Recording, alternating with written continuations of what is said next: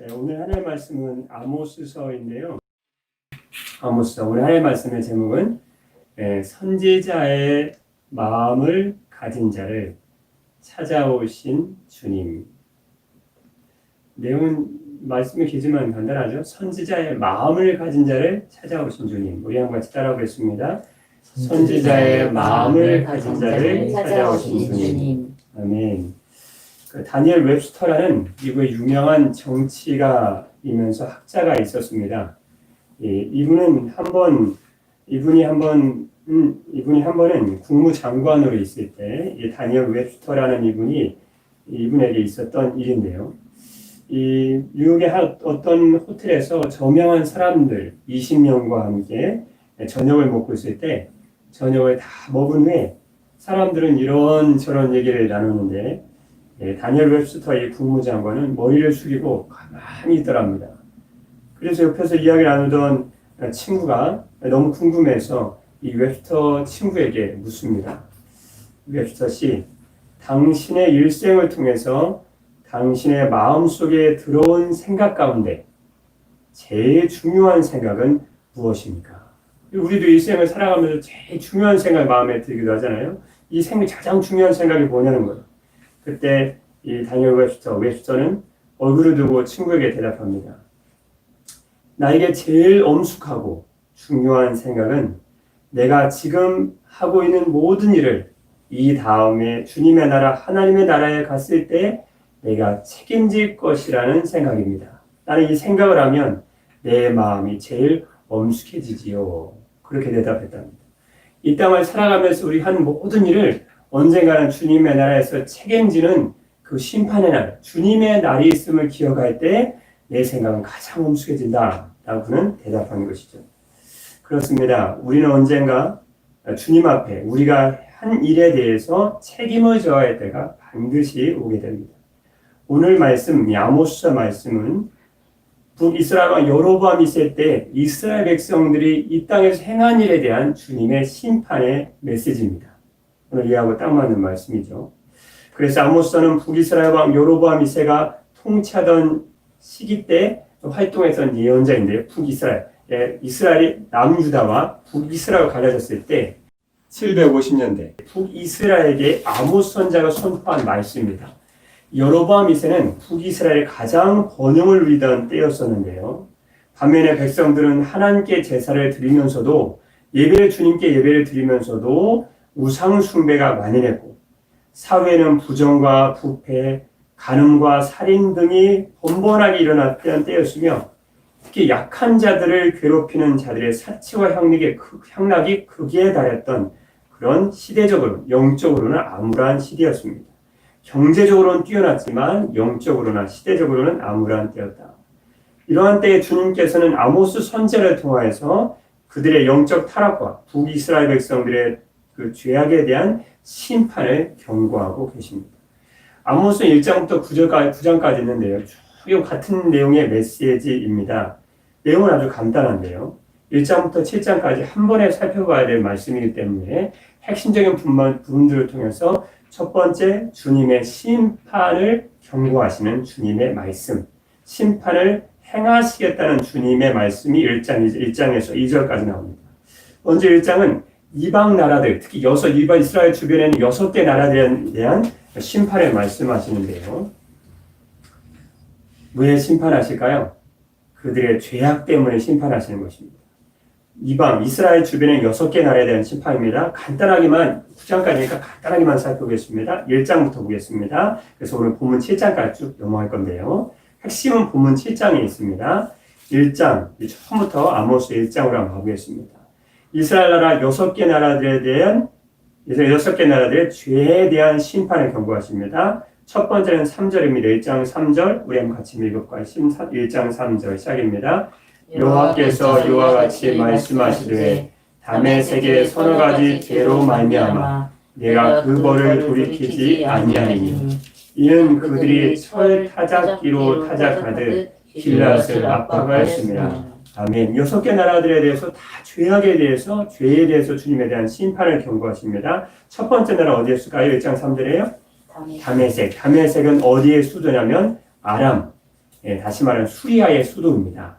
그래서 수리아의 수도 다메섹의 선악의 죄로 말미암아 내가 그 벌을 돌이키지 않을 것이다.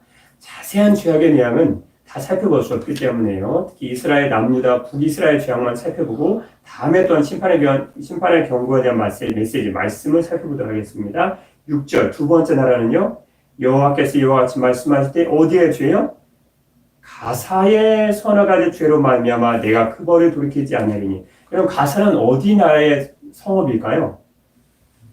이스라엘 왼쪽에 있었던 이스라엘 괴롭혔던 블레셋의 5개 대표적인 도시 중에 하나입니다. 가사, 가드, 아스돗, 아스글론, 에그론, 블레셋의 5가지 유명한 성읍인데요. 그 중에 가사의 죄, 또 8절에서도요. 내가 또 아스돗, 그러니까 블레셋에 대한 주님의 심판의 메시지죠. 그들의 죄악을 인하여 심판하겠다. 세 번째 나라는요. 전체 내용이기 때문에 핵심적인 내용만 짚고 넘어갑니다. 9절은요. 여호와께서 이와 같이 말씀하시되 누구의 선악의 죄로 말미암아 9절이요. 성경에 나와 있습니다. 두로의 선악의 죄로 말미암아. 두로는 시돈과 더불어 베니게의 대표적인 해상 도시입니다. 두로는 탐욕의 도시로도 묘사가 되죠. 여러분 이세벨이 어디에 누구의 딸이냐면 이 에빠 왕의 딸입니다. 우상 숭배, 바알 숭배의 진원지이기도 하죠. 세 번째, 다메섹, 가사, 두로, 그 다음에 네 번째 도시는요, 11절에 나오는 에돔입니다. 여호와께서 이와 같이 말씀하신 에돔의 선악의 뭐로 말미암아?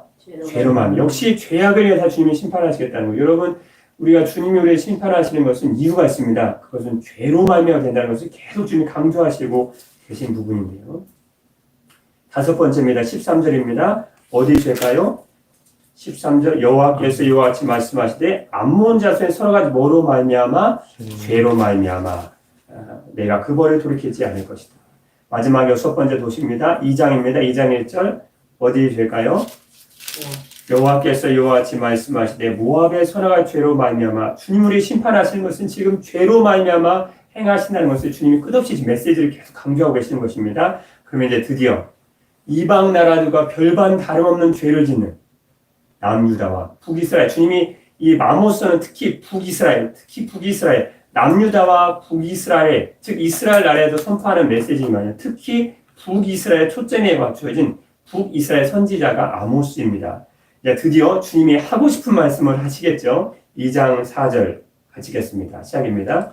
여호와께서 이와 같이 말씀하시되 유다의 서너 가지 죄로 말미암아 내가 그 벌을 돌이키지 아니하리니 이는 그들이 여호와 율법을 멸시하며 그 율례를 지키지 아니하고 그의 조상들이 따라가던 거짓 것에 미혹되었습니다. 아멘. 드디어 유다의 죄는 살펴봐야 됩니다. 왜 주님이 남유다를 왜 심판하시겠다 말씀하시냐면 이유가 있습니다. 이는 왜냐하면이라 중간에 나오죠. 그들이 여호와 율법 주의 말씀을 멸시하며 그 율례 주님의 말씀을 지키지 아니하고 그의 조상들이 따라가던 거짓 것, 그의 조상들이 따라가던 거짓 것 뭐예요? 우상 숭배죠. 우상 숭배에 자기도 미혹됐다는 거예요. 그러니까 남유다를 주님의 심판하신 주님을 잘 섬기다고 믿었던 남유다의 백성들, 그들을 주님이 심판하신 이유는 그들이 주님의 말씀을 버리고 주의 말씀을 순종하지 않았다는 것입니다. 이게 참 오늘 우리에게 주신 귀중한 메시지는 말씀일 수 있는데요. 교회 다니면서도 주의 말씀을 멀리하고 순종하지 않는다면 우리에게도 똑같이 남유다에게 말씀하신, 남유다는 주님을 안 섬기던 이방인들이 아니에요. 하나님을 섬긴다고 하는 유다 백성의 주님 하신 말씀은 너희가 말씀을 버렸다는 거예요. 말씀을 순종하지 않았다는 거예요. 말씀을 순종하지 않는다는 것이 우리는 별반 다를 게 없다 생각하지만 주님께는 굉장히 중요한 말씀입니다. 우상 숭배, 하나님 외에 다른 것을 사랑하고 섬기는 것, 주의 말씀을 떠나서 주의 말 순종하지 않는다는 것은 주님을 섬기는 백성들, 섬긴다고 하는 백성들에게 뭘 불러오는 거예요? 주님의 심판을 불러오는 것입니다. 이런 주의 말씀입니다. 믿으시길 바랍니다. 이제 북이스라엘, 남쪽 어떤 북이스라엘, 아모스는 주로 북이스라엘, 위쪽에 북이스라엘 맞춰 심판을 선포하는 선자거든요. 자, 6절. 북이스라엘 죄악. 이제 본격적으로 본문에 들어갑니다. 북이스라엘 죄악입니다. 1장 6절입니다. 시작입니다.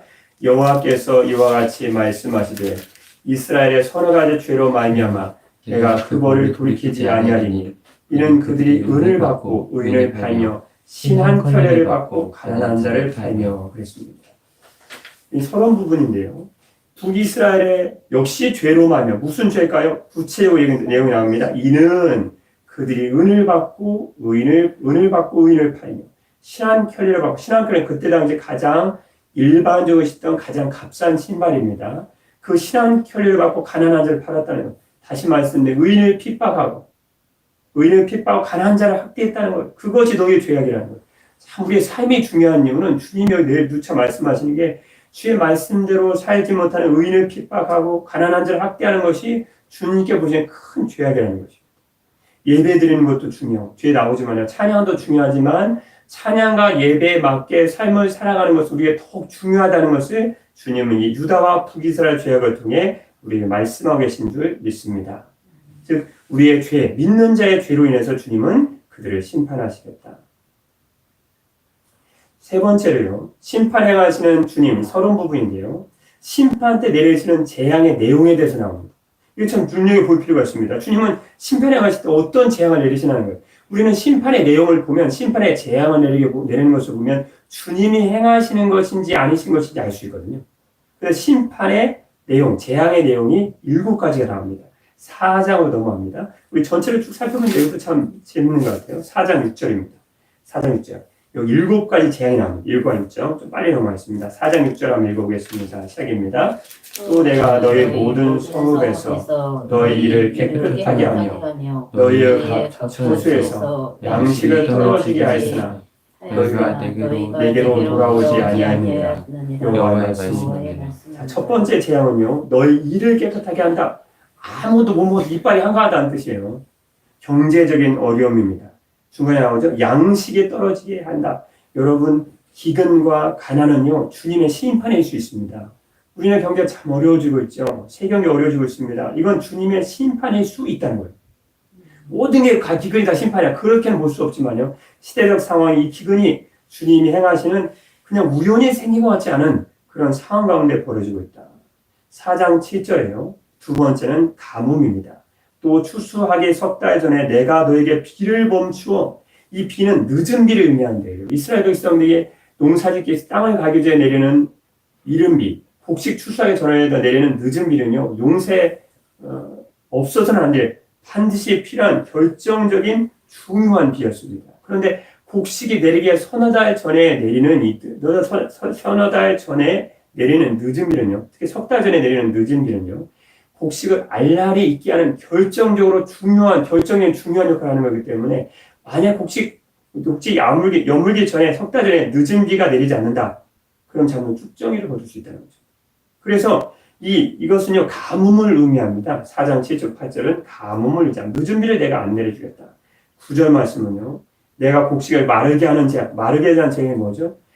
팔레스타인 동쪽의 아라비아 사막이 있어요. 그 사막에서 뜨거운 바람이 동풍이 불면 다 말라버리는 거예요. 이것은 풍재, 바람의 재앙입니다. 무서운 거죠.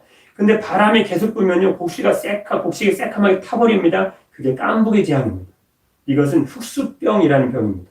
그럼 바람 위에서 곡식 타버리는 거예요. 얼마나 뜨거운지 곡식 벼 이삭이 새카맣게 타는 흑수병을 의미합니다. 풍재죠. 기근, 가뭄, 풍재. 9절 중간에 보면요. 9절 중간에 팥중이로 너의 많은 동산과 포도원과 무화과 나무와 감람나무를 다 먹게 하였으나 여러분 아프리카에 메뚜기 엄청나게 많죠. 이 팥중이는 메뚜기입니다. 작은 새 같아요. 우리가 귀여운 메뚜기 아니고 이 팔레스타인에 내리는 메뚜기는요. 이 중동 지방에 내리는 메뚜기는 작은 새 같습니다. 수키로 좁은 때가요. 이건 충재입니다. 충재. 곤충에 의한 이 해다. 세 번째 10절이죠. 10절은 좀 한번 읽어보겠습니다. 우리에도 많이 해당되는 10절입니다. 시작입니다. 내가 너희 중에 전염병 보내기를 애굽에서 한 것처럼 하였으며 전염병을 보낸다는 거예요. 전염병. 이건 기근, 가뭄, 풍재, 충재, 팥중의 메뚜기죠. 전염병. 5번째 전염병을 보내겠다는 거예요. 전염병. 우리에게도 참 많이 느껴지는 말씀이죠. 6번째는요. 10절 중간에요. 전염병 보내기를 애굽에서 한 것처럼 하였으며 칼로 너의 청년들을 죽였으며 칼은 전쟁이죠. 전쟁은 칼이 되잖아요. 전쟁이 일어나겠다는 거예요. 마지막 때 전쟁이 일어나죠. 11절 말씀은요. 마지막 7번째 재앙 지진입니다. 11절 한번 같이 읽어보겠습니다. 시작입니다. 내가 너희 중에 성을 무너뜨리기를 하나님인 내가 소돔과 고모라를 무너뜨린 같이 하였으므로 너희가 붉은 가운데서 빼낸 나무주같이 되었으나 너희가 내게로 돌아오지 아니하였느니라. 아멘. 여호와의 말씀입니다. 왜 성읍이 무너질까요? 지진 때문에 무너지는 거거든요. 기근, 가뭄, 바람의 재앙, 풍재, 곤충의 해, 충재, 전염병, 전쟁, 기근은 지진은 주님이 이스라엘 백성들, 오늘날도 우리가 사는 백성들에게 주님 심판의 메시지를 주시는 재앙의 내용 중에 해당하는 것입니다. 이 재앙들은 왜 주님이 행하시냐면 이스라엘 백성들의 죄에 대한 회개를 촉구하기 위한 것입니다. 여기에 좀 초점을 맞출 필요가 있죠. 그러면 이제 심판 행하실 때 주님께서 주님의 백성들이 원하시는 게 뭐냐는 거예요. 이 기근이 들고 가뭄이 들고 풍재에 뜨거운 바람이 불어서 곡식이 마르고 충재 팥중이 메뚜기 재앙이 있고 전문병이 돌고 전쟁과 지진이 있을 때 하나님 우리 믿는 믿음의 백성들에게 원하시는 게 있다는 거예요. 그게 뭐냐는 거예요. 그것은 진짜 찾아보면 굉장히 많이 나옵니다. 주님께로 돌아오라는 거예요. 4장 6절부터 제가 쭉 잠깐 읽어보면요. 바로 앞에 있는데 4장 6절부터 5장까지 있기 때문에 제가 4장 6절부터 잠깐 앞으로 봤습니다. 심판 행하실 때 주님께서 원하시는 것, 주님께로 돌아오라는 거예요. 4장 6절이에요. 또 내가 너희 모든 성읍에서 너희 일을 깨끗하게 하며 너희 각 처소에서 양식이 떨어지게 하였으나 너희가 내게로 돌아오지 아니하였느니라.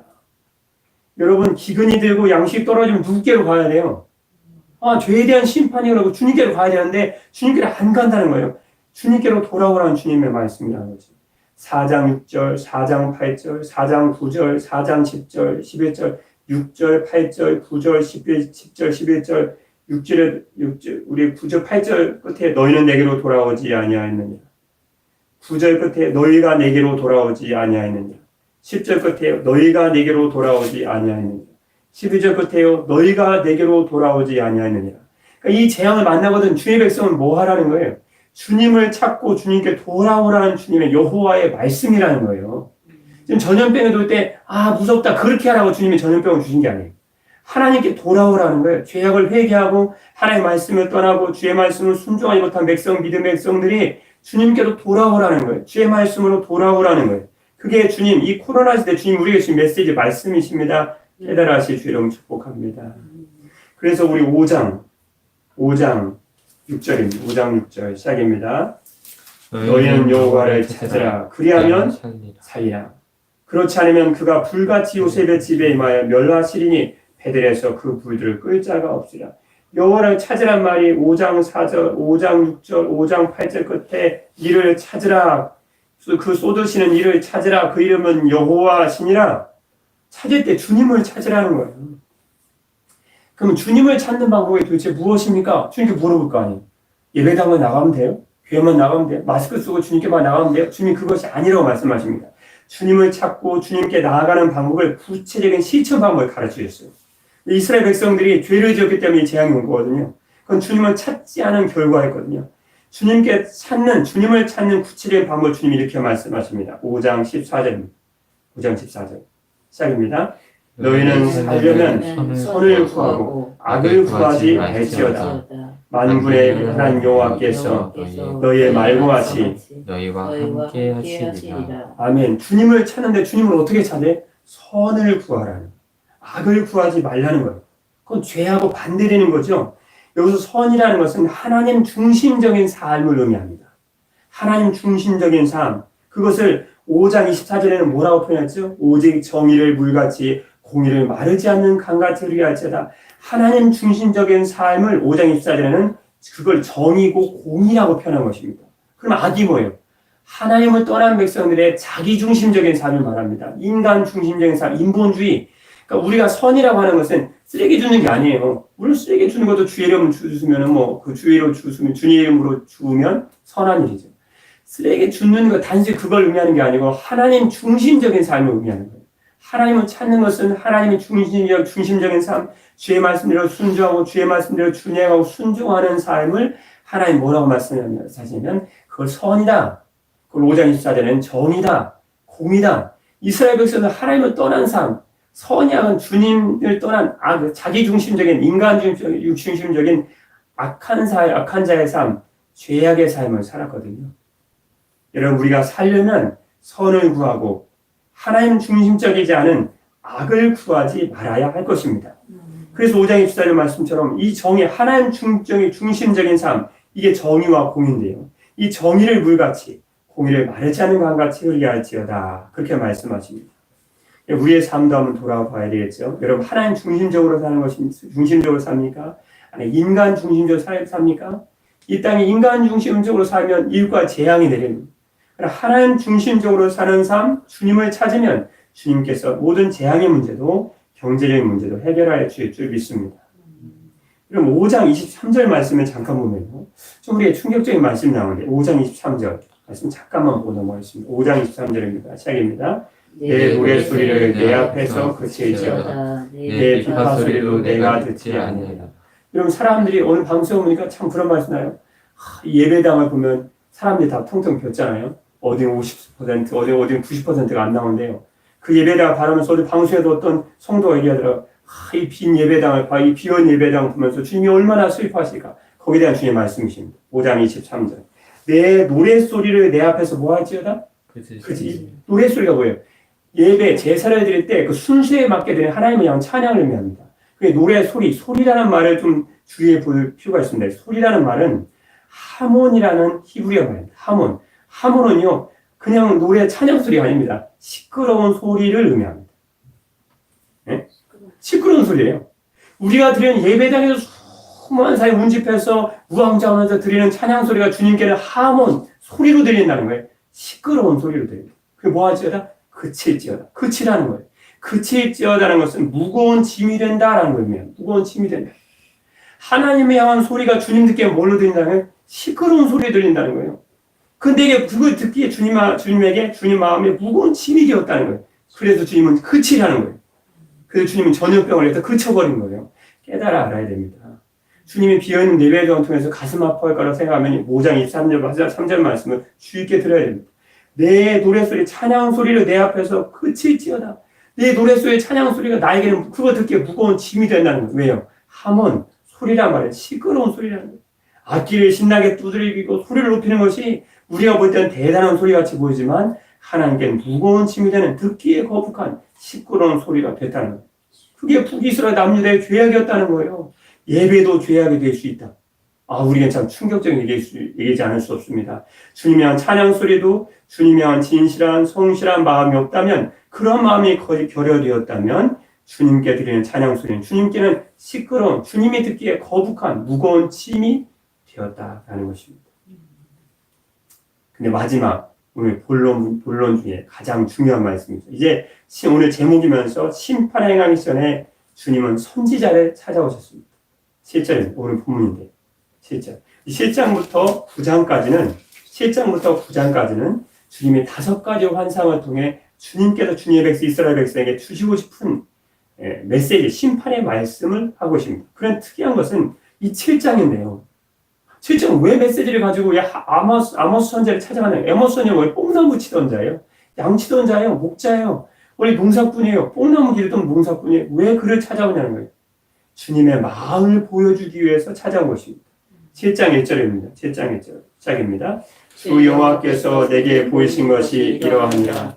왕이 된 후 풀이 다시 움돋기 시작할 때 주께서 메뚜기를 지으시니. 아멘. 첫 번째 재앙은 메뚜기 재앙입니다. 주님이 행하시겠다는 거예요. 두 번째 재앙은 불의 재앙입니다. 태워버리겠다는 거예요. 세 번째는 다림줄입니다. 건물이 질 때 추를 떨어뜨리죠. 이 건물이 제대로 섰는지 수평인지 수직인지 알기 위해서 실 같은 데다 돌 같은 거 다 돌이나 금속을 다 쭉 떨어뜨리잖아요. 저도 건물 질 때 봤거든요. 요즘도 그걸 쓰더라고요. 그럼 이 건물 삐뚤어졌네요. 그렇게 얘기하더라고요. 그 다림줄 줄에다 돌 같은 거 내려서 쭉 떨어뜨리는 줄이 다림줄인데요. 건물을 건축 지을 때 이 다림줄 내려봤을 때 이스라엘 백성이라는 건물이 삐뚤어 휘어졌다는 거예요. 너희가 하나님의 말씀을 재어보니까 바르지 않다는 거예요. 그때 선지자의 기도입니다. 오늘 말씀의 포인트 중에 포인트입니다. 선지자의 기도입니다. 메뚜기 재앙을 내리겠다 그러니까 선지자가 뭐라고 할까요? 아모스 7장 2절 말씀, 7장 2절 말씀에 끝에요. 주 여호와여 청하건대 사하소서 야곱이 미약하오니 어떻게 소리까? 이게 선지자의 마음을 가진 자의 기도라는 거예요. 이 기도를 듣기 위해서 주님이 아모스 선지자를 찾아오신 거예요. 하나님은 누구를 찾아오시는가? 선지자의 마음을 가진 자입니다. 우리는 보통 선지자를 어떻게 생각하냐면요. 하나님의 말씀을 받아서 전하는 자를 선지자라고 해요. 맞습니다. 선지자의 정의는 맞는데 적어도 오늘 말씀의 근거는 선지자의 요건 중에 하나가 뭐냐면 필히 중요한 요건인데요. 선지자가 되려면 하나님의 백성을 향한 마음이 있어야 됩니다. 지금 주님 그 말씀을 하시는 거예요. 선지자가 되려면 단순히 하나님의 말씀을 받아서 전하는 것, 그걸로 그치면 그 선지자가 아니라는 거예요. 주님이 정말 원하는 선지자는 아모스 선지자처럼, 예레미야처럼, 아브라함처럼 하나님의 말씀을 전하되 주의 백성들에 대한 주님의 말씀, 긍휼의 마음을 품고 있어야 된다는 거예요. 아모스 선지자가 이 재앙 메뚜기에 치겠다고 아모스 선지자가 그 말씀만 전하면 되겠네요? 전하면 끝이잖아요. 근데 뭐라고 해?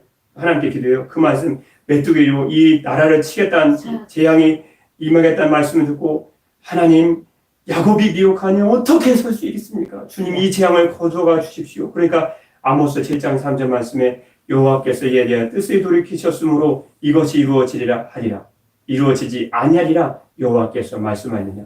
하나님은 기도 한번 들으시고 뜻을 돌이키시네요. 하나님은 뜻을 돌이키기를 원하셨던 거예요. 성 무너진 데를 막아서서 백성을 무너뜨리지 않도록 하나님의 재앙을 막기를 주님이 원하셨다는 거죠. 또 주님이 두 번째 말씀하십니다. 불재앙이죠. 주 여호와께서 또 내게 4절입니다. 주 여호와께서 또 내게 보이신 것이 이러하니라.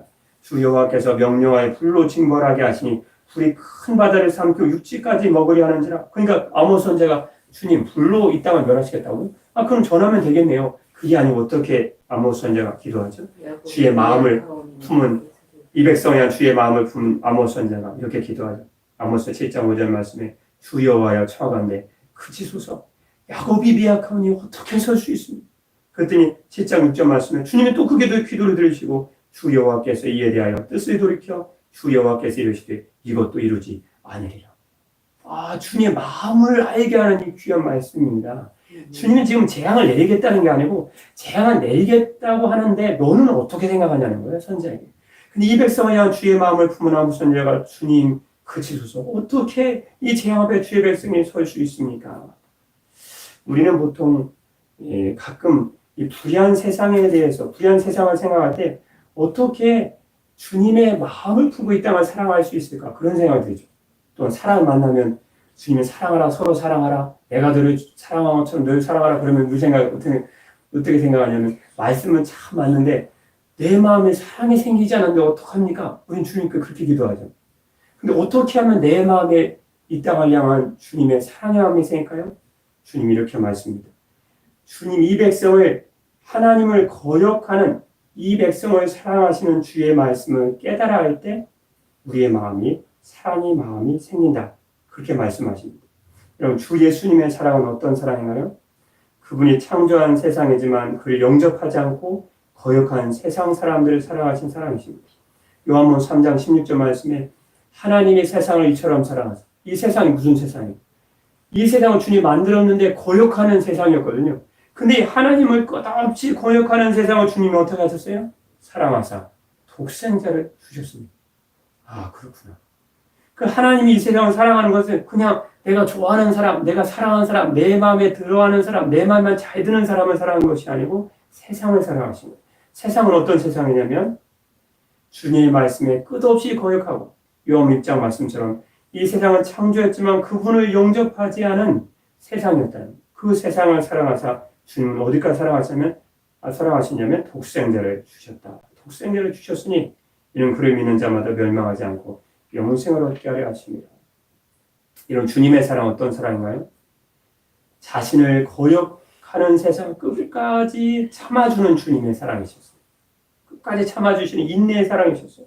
히브리서 12장 3절 말씀에 너희가 피곤하여 낙심하지 않기 위하여 죄인들이 이같이 자기의 거역한 일을 참으신 일을 생각하라. 우리도 세상 사랑하다 보면 낙심하잖아요. 피곤하고 지치잖아요. 그때 주님 말씀하신 말씀이 하신 말씀이 죄인들의 이같이 예수님을 거역한 일을 끝까지 참으신 일을 생각하라는 거예요. 그러면 피곤하도 낙심하지 않다는 거예요. 여러분, 이 세상을 향한 사랑의 마음은 그냥 있는다고 생기는 게 아닙니다. 이 하나님을 거역한 세상을 사랑하신 주님의 사랑을 말씀을 읽으면서 다 깨달을 때 주님의 그 세상을 사랑하는 사랑이 내 마음에 들어오는 거예요. 그래서 주님은 누구를 찾아오시죠? 주님의 세상을 사랑하신 주님의 마음을 품은 아브라함을 찾아가셨어요. 그래서 그가 소돔성을 기도하게 하십니다. 그분 또한 모세를 찾아가셨어요. 그분은 죄악된 우상을 섬긴 이스라엘 백성들을 위해서 중보기도를 드립니다. 주님은 또한 예레미야를 찾아가셨어요. 의인을 찾으시고 하나님의 말씀 진리를 구하는 한 사람을 찾으시는 주님을 위하여 그 성의 백성을 위해서 기도합니다. 주님은 또한 바울을 찾아가셨어요. 그래서 버림받은 이스라엘 백성을 위해서 자기의 이름의 생명체가 끊어질지라도 백성을 건져달라고 바울은 주님께 간곡히 기도합니다. 그리고 주님의 사랑, 세상을 사랑하신 주님의 사랑의 마음을 품은 주님은 여러분을 찾아가십니다. 이 땅을 향해서 주의 마음을 품고 기도하게 하시는 거죠. 그래서 예레미야 9장 1절 말씀에 이스라엘 백성을 향한 주님의 마음 품은 예레미야 이렇게 기도합니다. 어찌하면 내 머리는 물이 되고 내 눈은 눈물 근원이 되고 죽임을 당한 딸 내 백성을 위하여 주야로 누이로다. 그렇게 주님 예레미야를 통해 기도하기를 원하셨습니다. 마지막 이야기를 이제 마치겠습니다.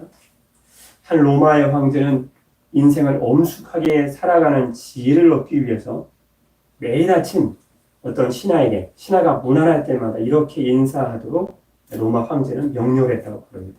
어떤 명령을 했을까요? 아침마다 폐하시어 죽음을 기억하십시오. 그렇게 문안 인사를 드렸다는 거예요. 죽음을 기억하십시오. 황제는 이 신하의 아침 인사를 들음을 통해 죽음을 인식하고 그의 삶에 대한 지혜를 얻을 수 있었다고 합니다. 우리에게도 우리의 삶을 평가하실 주님의 최후의 심판의 날이 있음을 우리는 기억해야 합니다. 오늘도 주님은 주님의 마음을 품고 이 시대의 백성을 위해 기도하는 자를 찾고 계십니다. 이스라엘 백성들처럼 불순종의 모습은 그런 마음은 내게도 없는지 살펴보고 행한 대로 갚아주시는 주님 앞에 마지막 심판의 날을 생각하며 주님의 백성들을 위해 더 깨어 기도하는 여러분 되시기를 주님의 이름으로 축원합니다.